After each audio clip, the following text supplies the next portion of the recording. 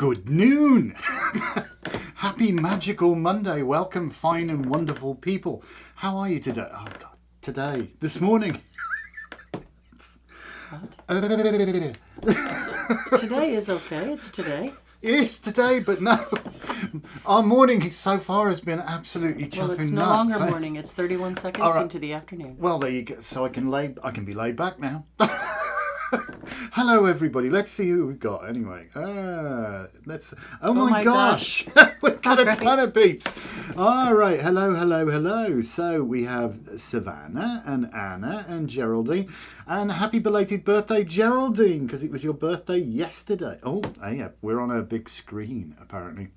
I apologise. All right. Savannah, Anna, Geraldine, Helena, Cass, and Jen, Marmalena. Oh my gosh. And Jen. And it's right. Look at that. Well, hello everybody.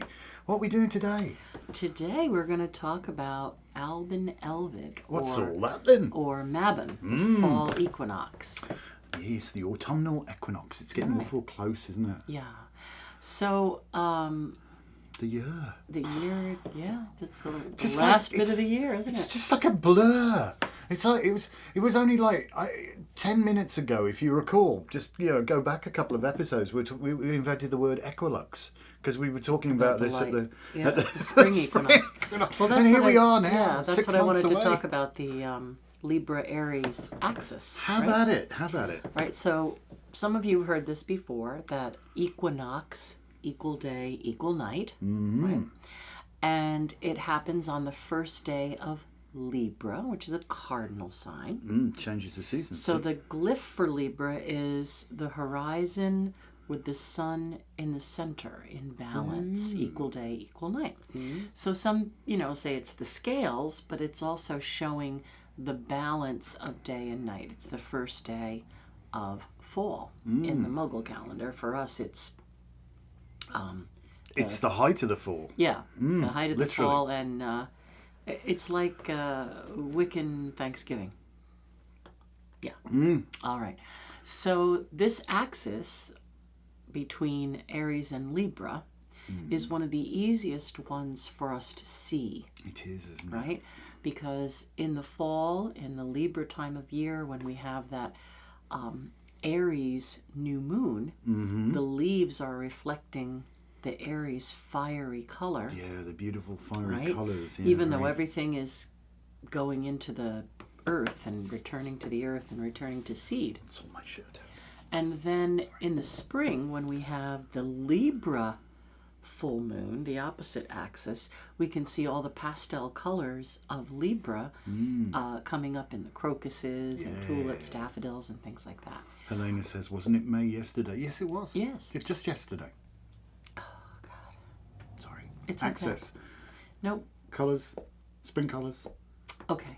The other thing I find really interesting about the Aries-Libra axis is that Aries is ruled by Mars and Libra is ruled by Venus.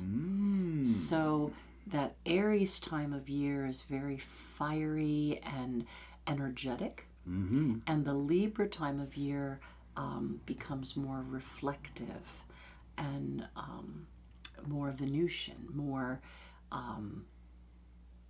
emotional. But emotional in a softer way, where the Aries energy is like, hurry up, get it done. What was it they say, isn't it? Men come from Mars and women come from Venus, kind of thing. Yeah. And it is. I mean, it's almost this direct opposition, which is easy, but it's easy to see because they are on opposite ends of the. We're in exactly the same place, so to speak. I mean, the sun will be directly overhead the equator, but we are in completely different place when you think about it. And then when the sun is above the equator at the vernal equinox at the greening.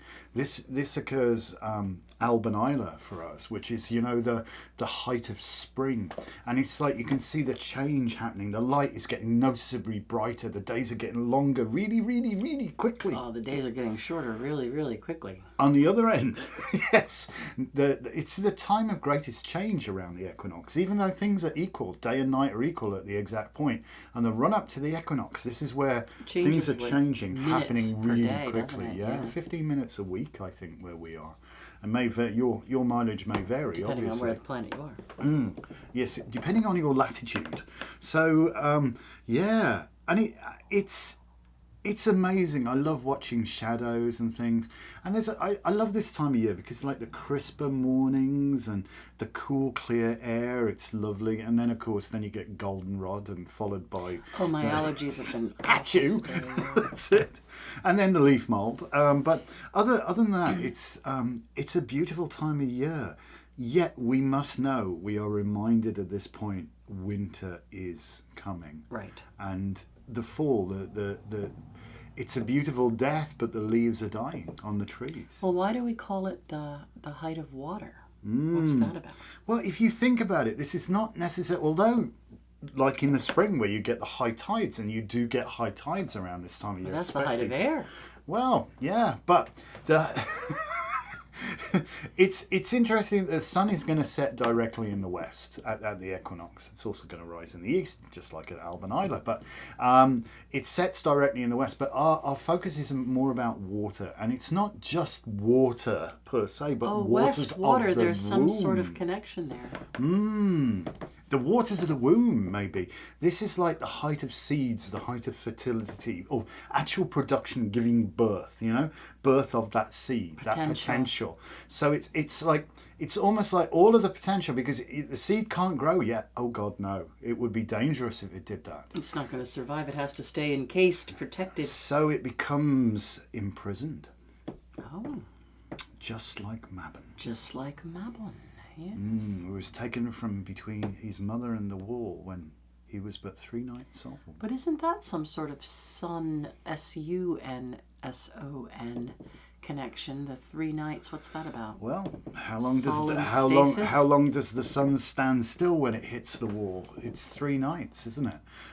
It will stay in its station, solstice, at both the winter solstice. The solstices, the winter solstice and the summer solstice for 3 days. So it hits the wall and then it comes back. So you mean the sun will stay hidden for 3 days and then kind of rise again? Well, that's more sort of like the moon, really. But the moon is the reflection of the sun. The moon does that as well, yes. But yeah, it stands still for 3 days and then moves on. Certainly, it looks like when we hit the midwinter at the solstice, we think, is it ever coming back? But you don't see anything. You don't see any movement in shadows. If you look, and you have to look, you have to be very, very observant here. But you will start to see the shadows start to change after 3 days after, well, day before, day and a half before, day and a half after. Right. All right, so we have this Aries-Libra polarity. Polarities. Or in astrology, we kind of call them an axis because they're directly across from each other. And this is Venus represented in air, Libra, and Mars represented in fire, Aries. Right? Yes. And here we have the autumnal equinox, Mabon, Alban Elvid, the height of water. The seeds of potential return to the darkness to wait out the winter. So for us, it's not the first day of fall, it's the height of fall. And then we know that the year's waning and that Calangaeaf, it's the next one, or Hallowmas, Samhain, whatever you call it in your tradition, is the first day of winter. So now that's very interesting that the moons that follow that are also an expression of the Mars and Venus axis. How fascinating. Because you have the Taurus full moon, ruled by Venus, the expression of Venus through Earth. right? Where Libra was the expression of Venus in air. Taurus is the expression of Venus through earth. That mourning moon, MOURN, to mourn the ancestors. It's all souls kind of energy, right? Yeah. And, you know, everything is dying that Well, shall be It is, born, isn't it? right? The first frost, the end of the growing season. That's it. Everything And it's dies, in the right? Scorpio time of year. And the ancient ruler of Scorpio, before we could see the outer planets, was Mars. Yes, yes. So that will be Mars expressed through water. So the Aries Libra expression of Mars and Venus are masculine. Interesting.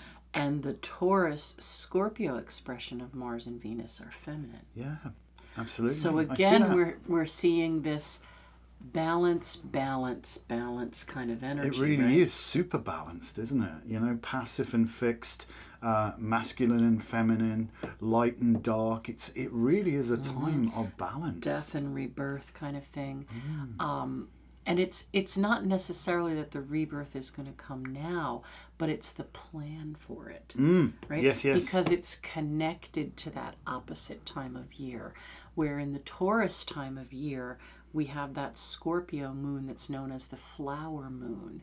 So the things that are the seeds of potential have come to spirit, right? The flower is going to give the seeds that will produce. Yes. So you can see that cycle of life, death, and rebirth. I think this is a really fascinating time of year. It's the easiest section to understand. To see across the wheel at this point, yes, to see how each Sabbath across the wheel is actually a reflection of the Sabbath across the wheel. But which is which? Which is they're part of a whole, and aren't which they? is reflection. Yeah. But They sound like the doesn't. Moody Blues. I know. But it matters not, because both are applicable. Both are applicable. And it's often said, well, Lisa often says there are only 6 signs and their reflections. But it is that way. But everything is reflected in everything else. And even down to, and it's really funny because we're digging through some old stuff and we're going through this. My parents, obviously, when they were very, very young, because my sister's looking through all the old photographs, we dug stuff out because we're trying to piece together our ancestral history. And obviously my parents at some stage in their youth, when they were just married, went to visit somewhere, I think it was Wells Cathedral, wherever it is, and they've got this really bizarre clock with odd inscriptions on it. They were talking about the macrocosm and the microcosm, and it's really interesting. It was really weird. How the how the revealed religions, if you will, attempt to explain that. So, which is kind of sort of different than us. Church cathedral clock, yeah. Yeah, but it's there's so much esoteric imagery within Christian architecture, and it's really funny because we were doing the Craft of the Wise, our last lesson. Oh yeah, last lesson yesterday. And we talk about chalice and blade, and I don't know if you guys are familiar with the Celtic cross, which everybody thinks is a Christian symbol. It's not. It's actually representative of chalice and blade, and if you can picture the round chalice, the circle with the athame laid across it with its hilt and guard, its handle and guard and blade. The cross over top of the circle. It makes the cross over the circle. Look at you drawing away. If only I could take a picture of that. I'm just making notes for myself. I like to make notes of what we talked about because I don't want to just repeat ourselves all the time, because we're old now and we tend to repeat ourselves. Yeah, that's it. It's right. But what do you guys think? Anyway, you're all sitting here soaking it up. This is an active and participatory show. Chime in. What's it mean to you this time of year and all that fun stuff? Oh, we got somebody saying something there. Yes, art in history. I learned the use of pagan symbols in cathedral and those beautiful manuscripts and the tiny books too. Oh, like that Sheila na Gig and the Green Man and all those things that are in churches. Well, right? Sheila na Gig is actually representative of Cassiopeia, or like the galactic universe, center, where our particular existence comes into being, so to speak. Gosh. And Geraldine says, love learning that. Well, that's why we're here. It's just we fun do this to weird think and about wonderful things, stuff. But when you think there's so much more. this is what we try to urge people to do. And one of... think it's dangerous. Well, yeah, it's frowned upon, isn't it? It's kind of frowned upon. But The Romans, yeah. oh, it's so we just, I don't know what it is, and honestly, forgive me. I know, and there's an irony here because look at us on social media right now. But social media has made people less observant. They just sit there and like spoon feed it, and it's almost becoming like Fahrenheit 451. If you guys have ever read that book, if you haven't, you should. Well, it's like don't see the film, read the book. Yeah. Everybody's just kind of getting in line, trooping along. That's it. This is like mass illiteracy. People have forgot how to read. They can't read books anymore because books make people think. You have to utilize your imagination. Is this? And in this dystopian world, firemen... And God forbid you should take a class with us if you don't want to think. Well, in this dystopian world of Fahrenheit 451, because apparently it's named as that's the ignition point of paper. It's actually not, but... Anyway, it's a good number, so they went with that. And the firemen are the people who go out and burn books, and there's legend that they used to put out fires and stuff like that. And this eventually people memorize books, and they're all hanging out in the forest, and each person has become a book. But we say that. When an old person dies, a library dies. There's the whole wealth of experience. And we as humans have got this incredible ability to communicate our shared experience through words, through the written language, because the written language hangs on.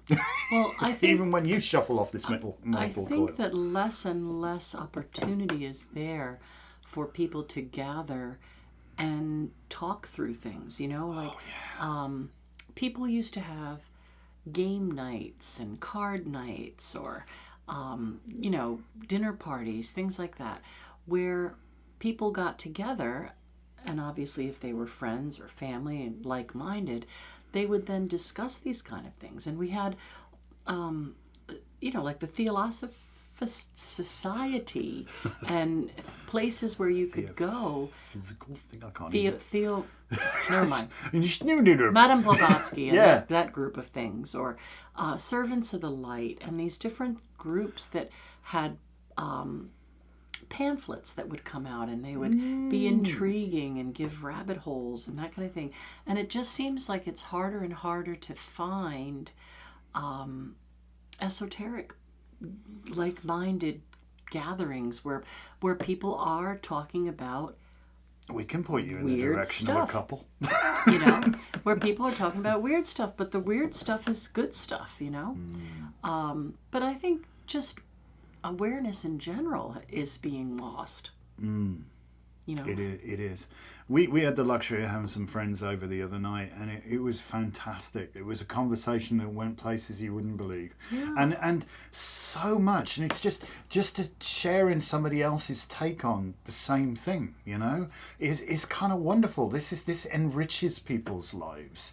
But hatred and vitriol and crap. We were trying to point out, this is the spooky thing, is that when you look at algorithms on social media, it's there solely to hold your attention as long as possible. And they're tracking how long your finger's hanging on things, and they want you to keep scrolling and scrolling and scrolling and scrolling. And yes, okay, let's not get into the whole surveillance advertising side of things, but they just want your attention. They want to have you totally, completely engrossed in what they're providing. You don't have any time to be thinking about something. You can. And to do that, they feed stuff in your algorithm. Their algorithm feeds stuff to you more accurately that you've shown you're interested in. And so you wind up inadvertently with your head stuck in an echo chamber. That the only thing that they're you're being exposed to... They're going to show you what you watch to, the most, and then you're going to watch it more, and then they're going to show you what you watch the most, and then you're going to watch it more. But aside from that, just like disconnect if you can, and find a group of like-minded people. And Savannah's saying they love to get together with people who'll have weird conversations. Oh my gosh, yes. And what's Anna saying? Anna's saying, Helena, I did the opposite. I got a PhD, then took classes from Lisa. I like Lisa's classes a lot more than some of those silly old professors. She calls me a silly old professor. When he's thanks, Professor. He likes to be the authority on things, even if he's not 100% sure. And I'll say, okay, Professor. professes. Oh, what you got there? Somebody else said something. That's good. My experience was it's not. Yeah, we're kind of cool. We have this ability. I mean, and that was the thing. That's the big takeaway, I think, for everybody, because it's always poignant when you get to the end of a Craft of the Wise course, and the people who've done this particular one we're so proud of them. I mean, there's an awful lot of work in it, and just that sort of preparatory gathering. We held a little ritual, where we cleanse things getting ready for the dedication. Oh, Gilda. Hello, Gilda. Getting ready for the dedication, and so this was like, it's a bittersweet moment because you've got to the end of the course at this point, and it's great to have got there. But it's kind of sad. Well, then you go through separation anxiety. You do. Want to take a different class. People can come then back. Then they come and take a different class. They can come back. It's just the evil thing. But I just love the way that, we are so lucky. We say we're just hokey tour guides. We really are. We can teach you nothing. We don't presume to try and teach you anything. But we do hope that we open you up to learning stuff, and that's because...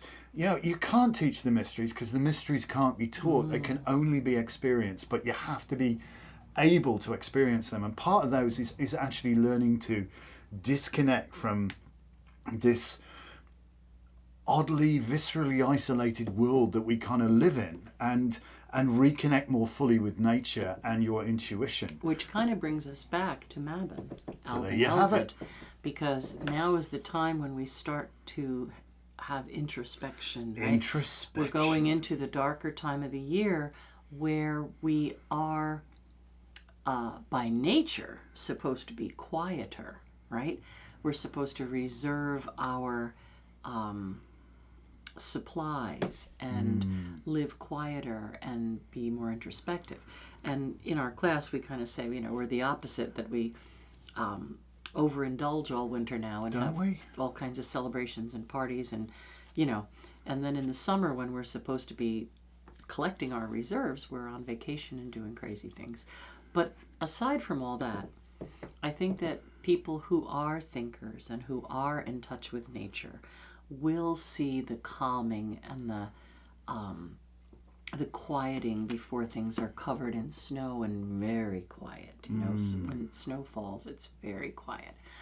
And I think there's an energy now of saying, what are you going to focus on over the winter? And what are you going to learn or preserve or hold dear? And that doesn't have to now be a physical thing where you're actually canning something to preserve it. It could be something to do with feelings or emotions or knowledge or, preserving the path, whatever it's going to be. And I think we're coming into that time of year where we all who are in tune in and start thinking about, I need these seeds of potential so that I have something to grow later. It's so true. I mean, this is the thing, you would save your berry. When this, it's funny because once harvest here, once we start bringing things in, you're going to get a bountiful harvest, or like us in a couple of things, you get a learning experience. And so you take what you've grown and then you say, well, how do I preserve this so I can sustain ourselves over the winter? An abundance of beans, my goodness. Oh, we got beans. Beans and tomatoes we did really, really well. We vacuum packed them. And peppers. Yeah. Oh, peppers, we got a ton of those. But again, you all know our squash was no good. But yeah, our learning experience was squash beetle enjoyed all of our squash. We had a total, we would have an absolute ton of it, but we got nothing. And it's very sad. But we're taking that to heart because how do we learn? Because, Lisa and I, we don't spray pesticides over everything. We're entirely organic and we'll use whatever natural remedies. I'm getting a dust buster. I'm going to suck them off. Yeah, well, joking apart, that works. And the other thing is coffee grounds. She's learned now that they don't like the coffee grounds. So there's a whole kind of things of biological... defences that we can use. So now we're starting to save up our used coffee grounds. Kind of crazy, but but again, they can be put to good use to ensure everything is more productive next year. So this time of introspection, you know, have I got enough? Am I able to make it through the winter? What, you know, and then we get a little later on, there has to be the decision of, you know, with your animals, with your livestock. Fortunately, we don't keep livestock. Right. Yeah, we don't keep livestock. Well, we have chickens, but we're not going to eat them. Well, no, they're not for eat. Yeah, it would be nice if they started laying some bloody eggs. But anyway. But you know, I suggest like picking a subject or a book or something that you can focus on to learn over the winter. Yeah. Right. Maybe contemplate joining the Craft of the Wise course. Oh, maybe it's almost full now. So it's almost full. Oh gosh. Yeah. Oh dear. October 1st it starts. October 1st. We'll squeeze you in if you want to join it. All right. So let's do some readings and see what kind of fun stuff time we've is got. going by crazy. And today is just. Yeah. Today's our admin day, and it's a little. You know, the days are just packed. All right. You're first with Savannah. Well, Cass uses coffee grounds around her plants a lot, so there you go. If you find out how to eliminate squash beetles, let me know. If it works, we'll be sharing it, believe me. We lost 50 plants. I love this card. All right. This is Savannah. Okay. Yeah, Savannah. Sorry. Higher purpose, girl. This is a higher purpose. At a very, very trivial level, this might be, oh, damn it, I'm going to give the place a lick of paint and really sort of, you know, spruce up the house a little bit, doing a bit of decorating or sorting things out. But what's going on with this card? I've got to say, this is probably one of my absolute favourite minor arcana cards, the Three of Pentacles. And so we've got this dude here, the abbot. He wants to build a lasting edifice, you know, that it's going to continue long after he's shuffled off this mortal coil. So he wants to build this lasting edifice to honour his god. He doesn't know quite how to go about it, so he talks to this dude here who nowadays will turn up in a Volvo or a Saab, something like that, but he's got the fancy clothes. And he produces this plan because he's an architect. And then this guy comes along, the master mason, and actually executes the plan. So we have the idea, the plan, the action, because without any one of those three parts, nothing can happen. Excuse me. I love it when I catch my breath. Please forgive me. So you need all of those. And it's like the three-legged milking stool. It'll be stable. It'll work. It'll be fine on an even ground. So long as you have those three firm kind of foundations, the idea, the plan, the action. Because an idea without a plan is just a wish. And a plan without action is going nowhere. So just know that. And this is like that part of that higher purpose that's going to drive you forward. And I think it's a wonderful and amazing thing. And I'll shut up now and give it to you. I think this has to do with some sort of actual physical renovations, moving things around, changing rooms around, the possibility of somebody moving out or somebody moving in, unexpected but not upsetting, very positive. And I think there's, you know, some like plans for redecorating and just making the most of everything that's happening. So there. Okay. Your turn. 3 is a magical number. 3 and it is keeps a coming magical up. number. 3 is an amazingly magical number. All right, Anna. Ooh. Just don't dump them off. Oh my goodness. Cards down here. We're going to scoop these back together. Ah, King of Pentacles. Ooh, hello. There is something that has to be communicated.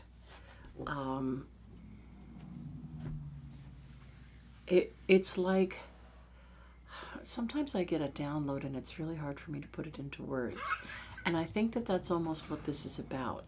Like there's been some sort of data dump or download of information, and now you have to figure out how you're going to take that investment of understanding and communicate it to someone.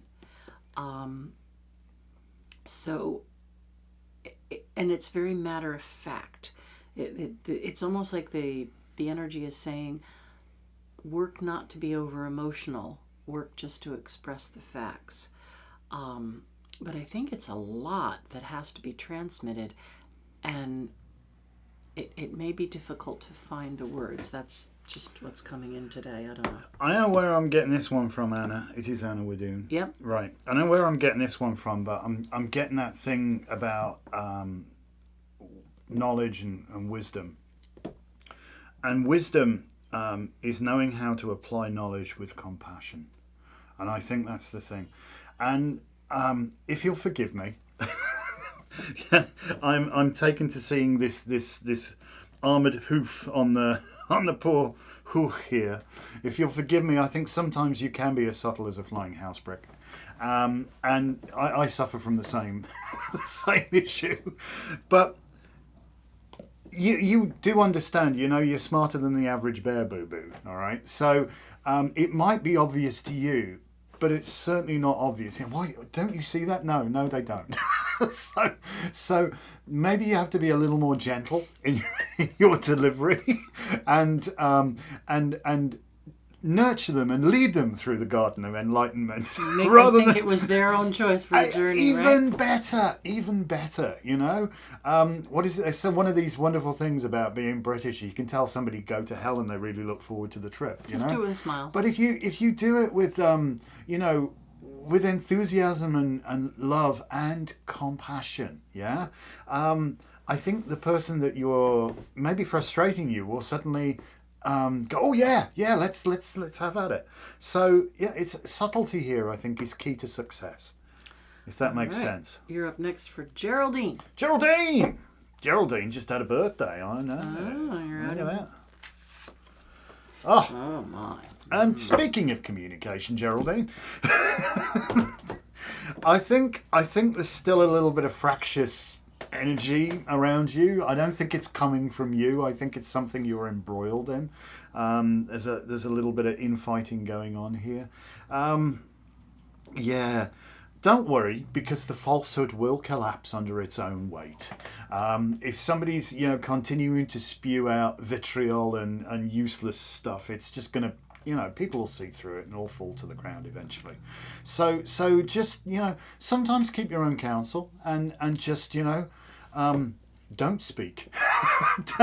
Rather than necessarily laying somebody out in lavender, because communication can be it's almost like this the wonderful subtle skill. I remember when I was first learning to play keys, a very cool guy by the name of Jez Woodruff told me, it's not so much what you play, it's what you don't play that matters. And I think that's the key here in this particular situation, as they say. I feel like there is like chaos is lifting, and a feeling of confusion is clearing, and that energy that may be coming in from outside sources that has been disruptive is going to be challenged and put aside. So I just feel there's going to be a much clearer way forward for you, and that you can kind of feel the stress and confusion leaving, that you found a way to just topple it or get through it, over it, past it, around it, whatever. And it's not as important anymore. And you are finding a clear way forward with much less chaos. No drama. All right. No drama here. So next is Helena. Hello, Helena. Oh dear. All things must pass. It's all good.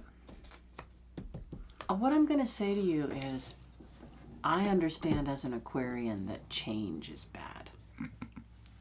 And that, even though we're weird and we like things to be a little bit chaotic, we have our own rhythm.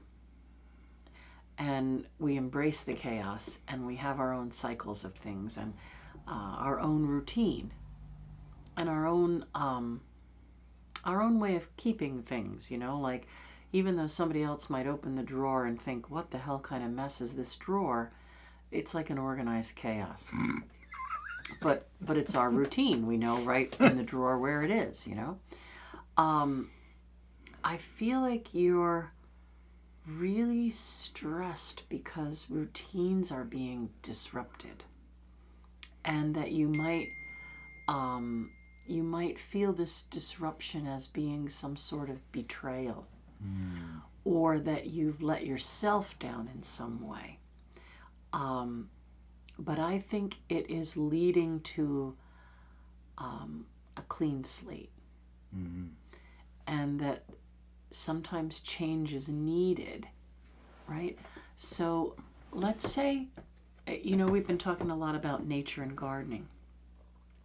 Let's say that you had a clear space and you planted the seeds, and some of them came up and became beautiful, fertile, amazing plants. And there were a few other seeds that never were able to break out of their seed pod, and they were never able to put down roots, and they weren't able to produce. But you know right where they're planted, and you've been hoping and hoping and hoping. I feel like you've come to that space where you're going to dig everything up, get rid of what's dead and cannot grow, and plant new seeds. But recognizing what's dead and cannot grow is a huge process of change. It is, yeah. Exactly. So did you even show what the card was, No. or did you hide it? Do you want me to show I it? don't. It's up to you. Well, it's the Ten of Swords. so the Ten of Swords, yeah. Got to get it through feels, that dark time. But look, there's a new dawn there. It's okay. This is not. It's all things must pass, and that applies to the really bad stuff too. And sometimes it's as Lisa's saying, it's really hard to let go of something that you were so hopeful would flourish and be wonderful, and you were so filled with hope. But eventually you've got to really give up on a bad job and go back and really revisit, start over, do it again. And there's good hope here, but things must die for them to be born. Without death there can be no life, kind of thing. So this is it. Without winter there can be no spring. So we all face these challenges. But it's really hard to uproot. Yeah, I get it. To dislodge something that didn't root. Yeah. Because that's part of your but routine, right? you thought, oh come on, it's gonna grow. It's gonna grow. It's okay. It's okay. And this is part and parcel of our whole, as humans grow, it's that learning experience. It's that, acceptance, in order to fix a problem, you first have to accept that there was a problem. Identify it, find the root cause and address it, So I don't see this as a bad thing. No. But I do see that it's a little bit... It's emotionally painful. Well, a little bit unrest there to step away or to make the change. And it does feel like you've given up on something. I get that, but it isn't really, is it? And when you step back and take a broader picture, and in the grand scheme of things, it's actually very positive what you're doing. It's not as negative as you might think. It's stressful, but it's good stress. But it's good. Yeah, you'll get through it. You'll get through it. So you are up next, Cass. All right. We'll have a look and see what we can find for Cass. Didn't you have this one last time? I don't know. I last week. If you did say, again, I want to say, just be mindful about wearing the badges you think other people want you to wear.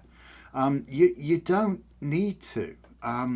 The only person making the leper wear the bell is the leper, because everybody's so frightened of them, they just run and hide, because they might get leprosy. So who makes him wear that? And there's a lot of, are you just going, yeah, well, this is what I'm supposed to be? No, be you. Be you. Don't try and be anybody else but you. Be 100% authentic version of you, and be proud of who you are. Don't take to heart the crap that you think other people want to foist upon you. Oh, you could have done this better. Oh, you should have done. Oh, you weren't. No. That's my 2 cents. Well, some of you know that I'm what they call clairaudient, and sometimes I get words for things, and sometimes they make sense right away, and sometimes the words don't make sense. And when I saw this card, I heard child support.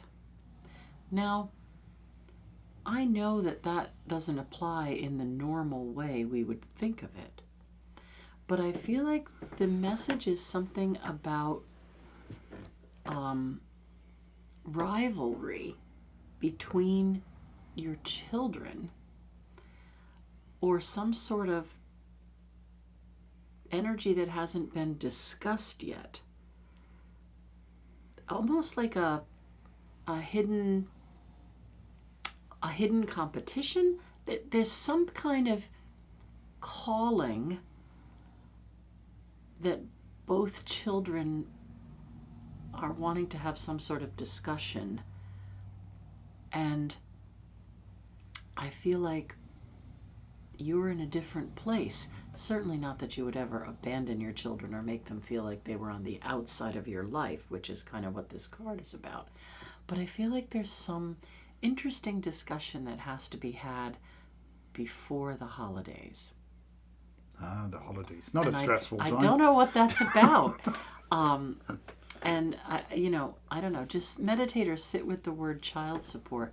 And I know, again, that it's not in the common way we would look at it, but that there's something going on there. I'm not quite sure what that is. Maybe I don't you know need what to support your inner child. her own inner child. Yeah, I'm not quite sure what to do with that, and I'm sorry about that. But your next thing. I think it's just maybe because it's a public sitting or something. That's just weird. Okay. All right, up next with Gilda. Don't we love the strange stuff? I do. By the way, good people, I can see there's a whole bunch of you watching, but the number of likes is not concomitant with the number of people watching. If you would be so kind to redress that balance and mash that like button right away, that would be helpful. Thank you very much. Gilda. Gonna come out fighting, girl. You have the sword of control. Off with their heads. Steady. Nope. Maybe not literally. Well, no, not literally, but I think it's time to make you stand. I think it's time to, people have to pay the piper. But I feel like you're going to be very stern and very direct. And I don't know. Just like stand up for what's right, and you know what's right. You've got a place of really firm footing and a great perspective to understand what's happening, and I feel like you're just like not gonna let them get away with it. They're not gonna get away with it. Whoever it is on whatever level. I really feel this is a bit of a mama bear thing going on here. I feel that this is what the vibe's about. Like, and somebody does need to be, how should we say, I'm feeling that, speak softly but carry a big stick and make sure they can see your big stick. You know what I'm saying? This is like, sometimes you need to draw lines in the sand and say, thou shalt not cross that. That is utterly unacceptable.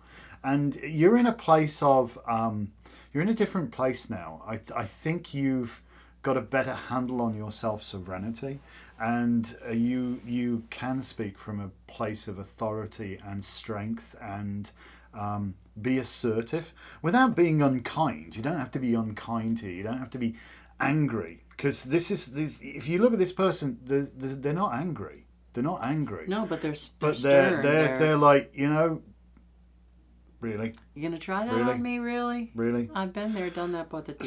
So this is, I think, kudos to you that you've gotten yourself to that space. But sometimes it's necessary to say no. So there you have it. All right, card of the week. Oh, you better do that then. Me? We're ahead of the game here. That's okay. We started going and like then it became a blur. All right, card of the week. What do we got? Victory. Oh, I like that card. That's good, considering what's going on today. Oh, very good. All right. So we've come out of the Mercury retrograde, not quite out of the shadow yet, but things should be starting to move a little bit. We are still feeling chaos, panic, and disorder. My work here is done. I will say that I was a little freaked out with the astrology kind of coming to bear. Oh, yeah. A couple of weeks ago I talked about Uranus, and Uranus being influencing the possibility of seismic activity. And I really thought it was going to be out west, like Arizona.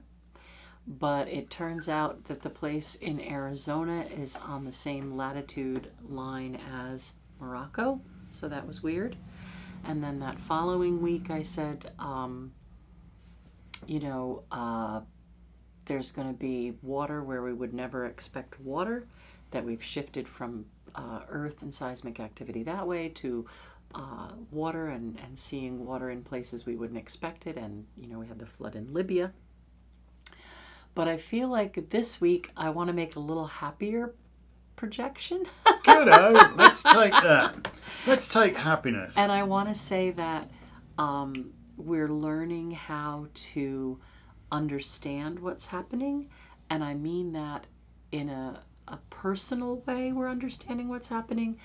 And we're also starting to see the bigger picture. And once we can see the picture for what it is, whether it's internally or externally, once we can start to understand why something's happening and not be afraid, we can have a victory. So I think this week is about getting a clearer perspective, looking at the whole picture, seeing where other people are and how it affects you and how it affects your life, and getting a handle on things. Anna just said, I feel a desire to write something about astrology and American history might be a future project.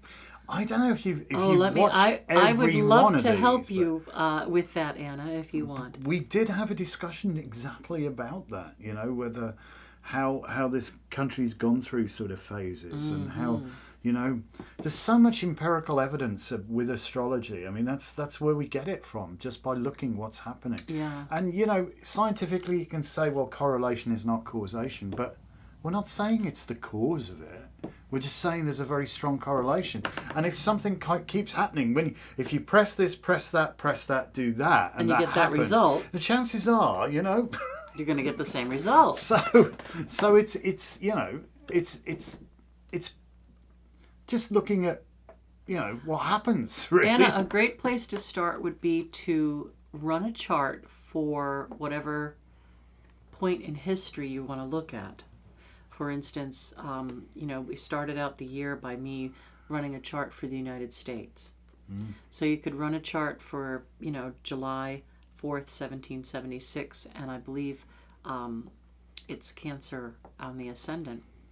And then you can do transits through different periods of time, like what was happening in the transits for World War I or World War II, or pivotal events.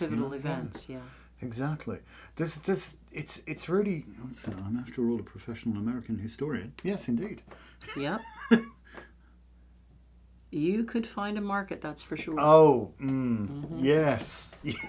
We know a publisher that we might be do, interested in actually. something like that. What's this? I'm not sure what mine is about, but if I guess anyone might be Daddy's brewing something. Yeah. Well, you never know. You're good, girl. You're good. You got it, Gilda. Don't worry, you got it. This victory too.